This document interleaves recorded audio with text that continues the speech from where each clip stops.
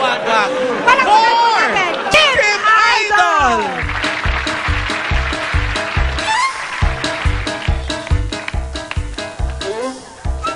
Tawagan.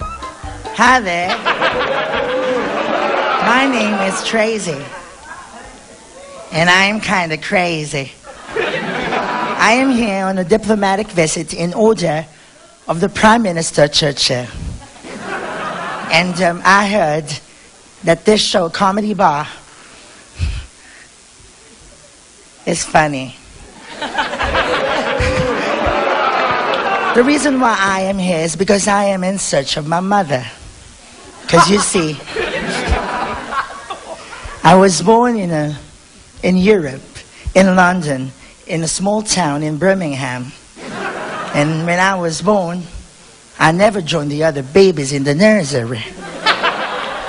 I was born at the car park beside a nursing dog. And when I opened my eyes, I thought the dog was my mama. Luckily, my auntie saw me lying on the floor. So she brought me home and she showed me to my father.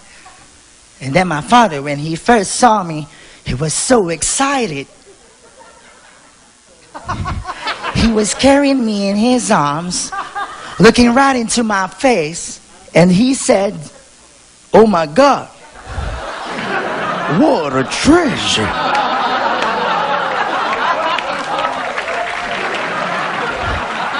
And then he said, "Let's go bury it." My father buried me in our backyard. And after 7 days, I rose from the dead. It was really hard growing up, especially if you have a face like this. Because no one wants to play with you. Even the kids in the school, they don't want to play with me.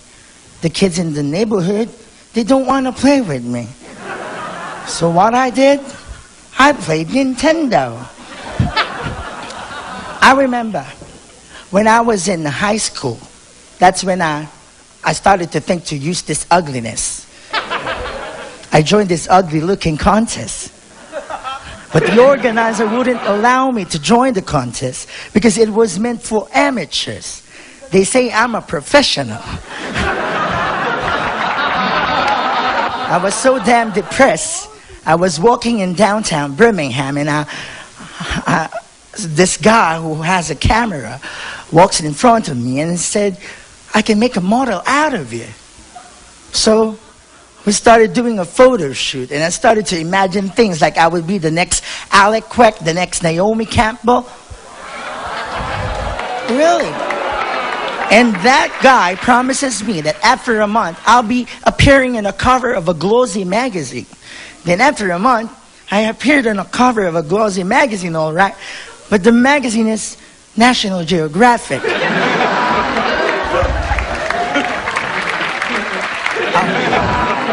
With an underlined caption that says, "We have found the missing link."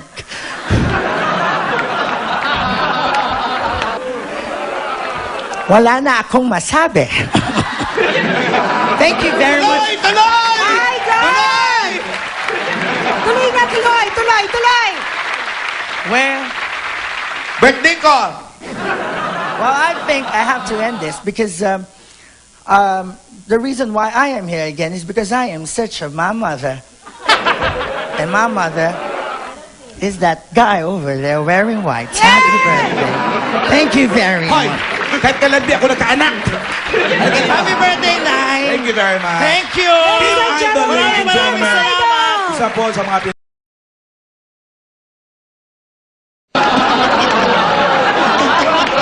Actually, being a Bisaya is not a liability, it's an asset. Kasi lahat ng mga pinapasok namin, nagpo-prosper talaga kami sa aming mga chosen fields. Like, sino po ba ang tinatawag nating pambansang kamao happens to be the Visayan region, di ba?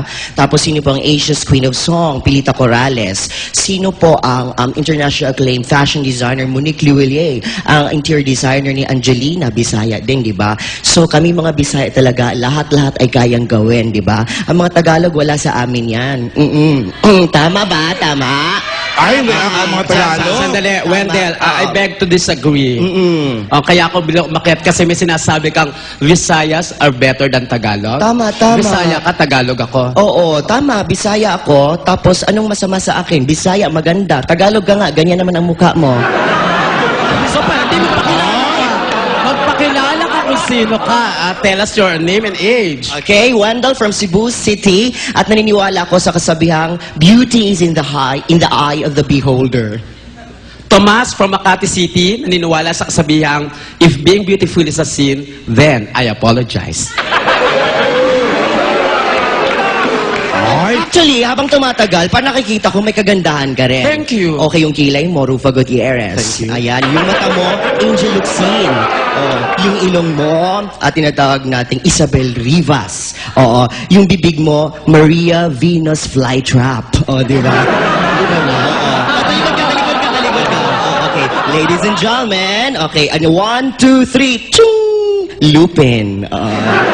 Lupin ka dyan. Bakit ako lupin? Smile ka na. 1, 2, 3. Lupin. Luwa ang ngipin. Ayoko niyan. Gusto ko international movie.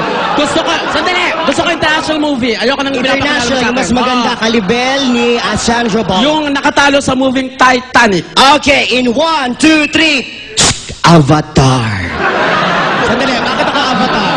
Okay, ulit. Ngiti. 1, 2, 3. Avatar. Aba, tartar.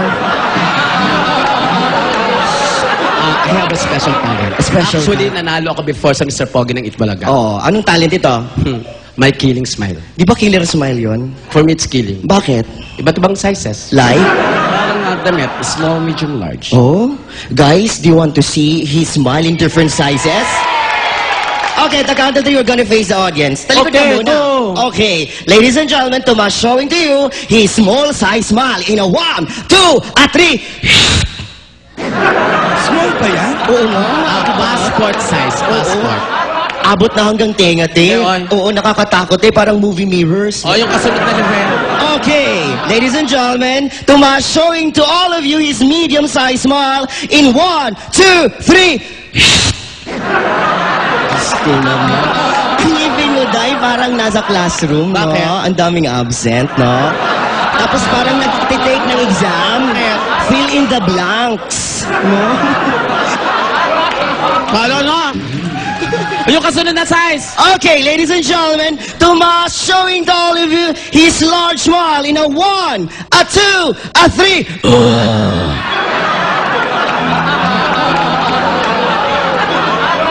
Ladies and gentlemen, here to promote his upcoming movie, Piranha. 3D yun. Okay, yun lang? Ay, hindi. What makes it so special, yun lang? Excuse me, Wendell. My God. What's next with large? Extra large. I still have that. Oh, nakakatakot. Do you want to see his Tomas in his extra large smile? Okay. Kaya lang para hindi ako malakjo, para relax na relax pati yung mukha ko, tulungan mo ako. Okay, meron Gusto ko tayo. ng muscle relaxation. Okay, meron Mahirap tayong i-relax sa exercise. mukhang yan. Okay. Inhale. Exhale. Inhale. Exhale. Inhale. Exhale. To the left. To the right. Up. Down. Left. Right. Right. Right. Right. Left. Left. Right. Up. Down. Rotate.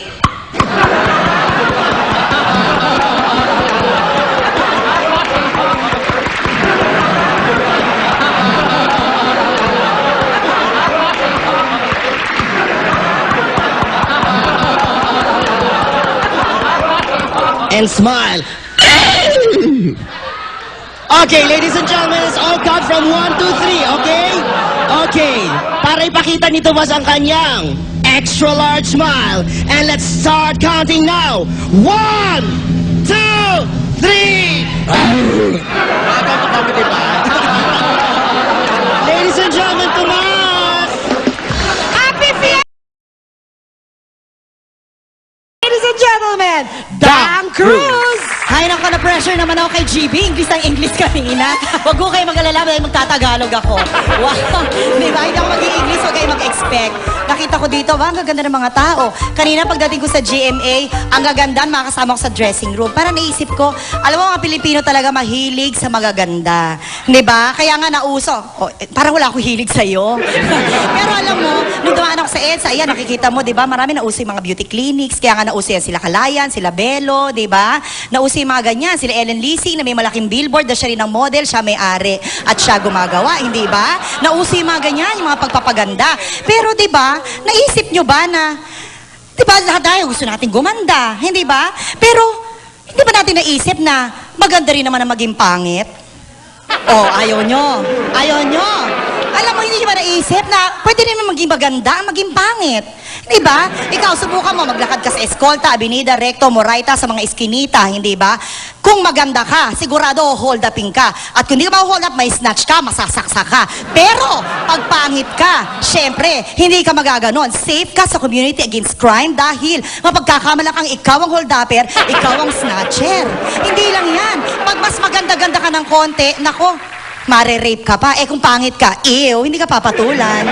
So, pag ang anak mo hindi masyadong maganda, huwag kang kakabahan. Pag ang mga nanay, kagaya ko, may anak ako, medyo maganda ang anak ko, pero pag may mga anak tayong hindi makagagandahan at umuwi ng gabi, huwag kang kabahan. Dahil walang mangyayari sa kanyang masama.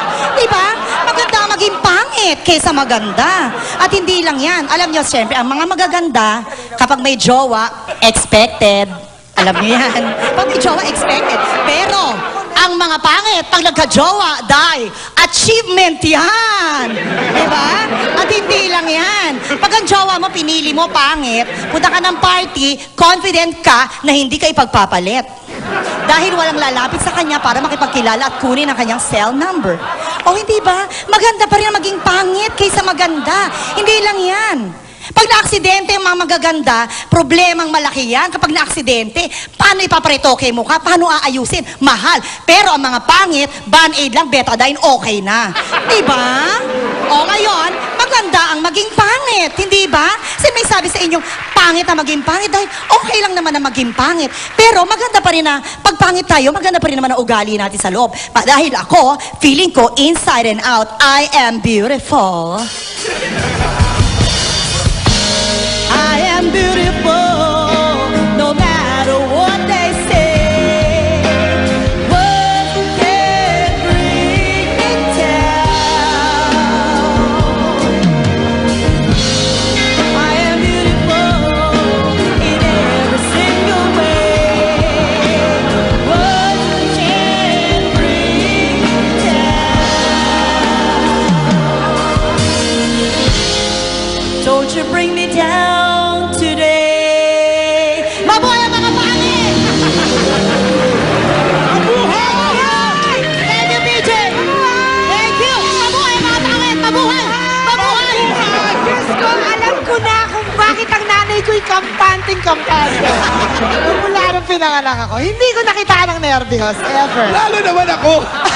Nakarelate ka? Grade 3 pa lang wala na ako sa bahay ni Umuwi Dili. Ako wala silang pakialam. Hayaan mo siya, parang munggo tutubo yan. Tama din naman.